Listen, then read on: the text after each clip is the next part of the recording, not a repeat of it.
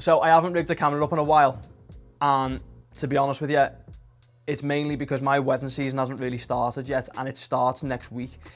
And today I got a new camera, so I want to unbox it with you. Now, if you don't know already, my name's Greg, I film weddings, and you can find me on Instagram here, and all my work is there as well. I'd say that a lot of people in the wedding industry now are shooting on dad cams, Super 8, seeing people moving over to 16mm. People are like really leaning into this kind of like nostalgic look. Now for me, it bores me to death, to be honest. I just don't get it in 2026 when we've got all this new technology, 4K, 8K, 10K, 12K, whatever. And now people are going backwards and using all old technology to film people's weddings, and then they're still using words like timeless. For me, just no. I just don't want to be involved in anything that looks like it comes from 20 years ago, because I want people to look at their wedding films in 20 years and go, that looks amazing.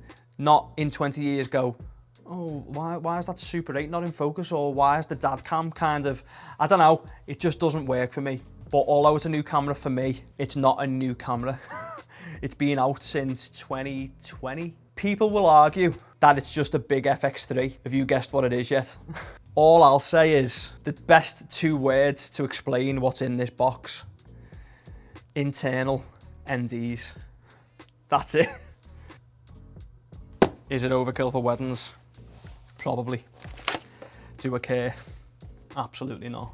Now, it's been a while since I've unboxed the camera, to be honest, but I will say that that new camera feel, not unbeat it, but this just feels a little bit weird to me. Not because of what the camera is capable of, but it's more because of the size. I am not the type of videographer that sells themselves as kind of this shrinking violet that stands in the background and, you know, wanting to get, like, you know, use long lenses to stand in the corner. I want to make sure that the couples know that I'm here. Now, that doesn't mean that I have to walk around and be shouty and be loud. Having a small camera package doesn't really bother me because I rig my camera up anyway. I use monitors, I use external microphones, and I use a V-mount battery system. So when this came about and the thought of actually getting it, I just thought it makes sense to me. And internal NDs, I mean, that's enough.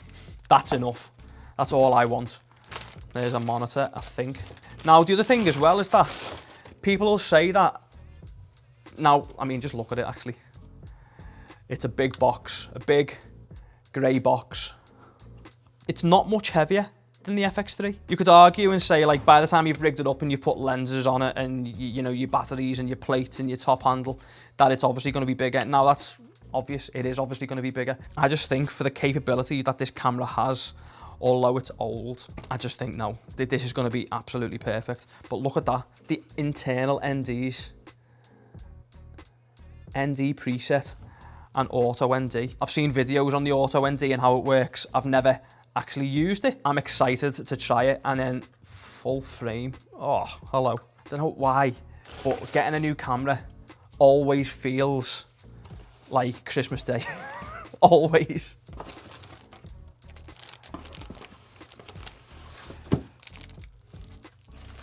So a load of manuals that I'm never going to read. A battery charger. Now, do you think that this camera is overkill for weddings?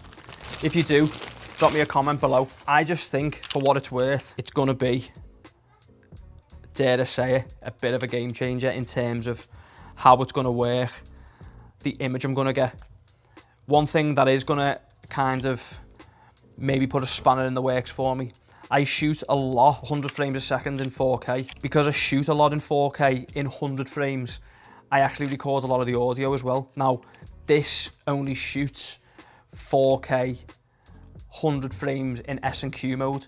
So if you don't know what S&Q mode is, it stands for slow and quick. Slow and quick modes record with zero audio. Also, if you found a way to record 4K 100 frames with audio, drop me a comment below and let me know how, because I haven't figured that out yet. I mean, clearly I've literally just got out the box. Because it does shoot in S&Q mode in 4K with no audio, I think that every time I shoot 4K in 100 frames, I've now got to be a bit more intentional.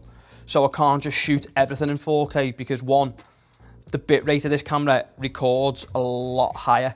So I'm gonna go through cards faster and I'm gonna go through data faster, so I'll need to be a bit more intentional. Although I do shoot a lot in 4K in 100 frames, it doesn't mean that I actually slow everything down. I don't always slow it down, but sometimes weddings are so fast that there might be something that I've recorded in 100 frames and you only need that 1 second before a family member moves, before a moment happens where something has to be rearranged. And if you've got that 1 or maybe like 2 seconds of footage in 100 frames, you can slow it down by 25%. You turn that 2 seconds into like a 6-7 second clip. And I think that is valuable in terms of like how you shoot with, you know, if you're shooting details or like the couple having a little walk through a field, or it's thinking about making sure that you've got the moment instead of having to try and redo something if you've shot it in normal time in like say 4K 25 frames. So I've never used this camera before.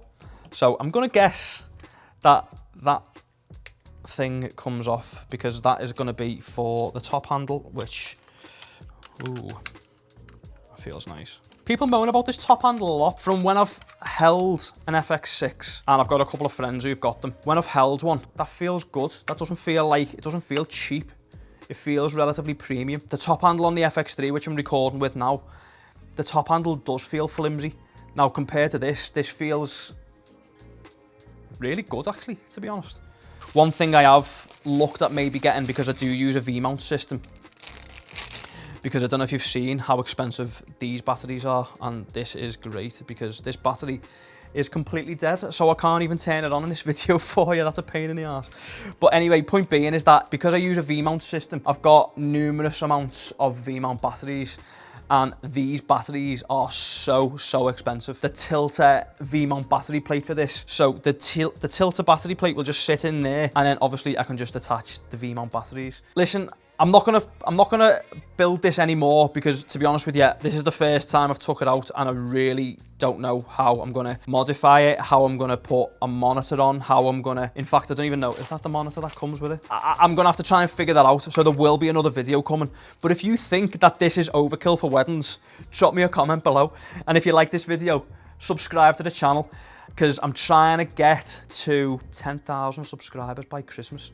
And that's going to be hard work. New camera, wedding season, internal NDs. Let's go.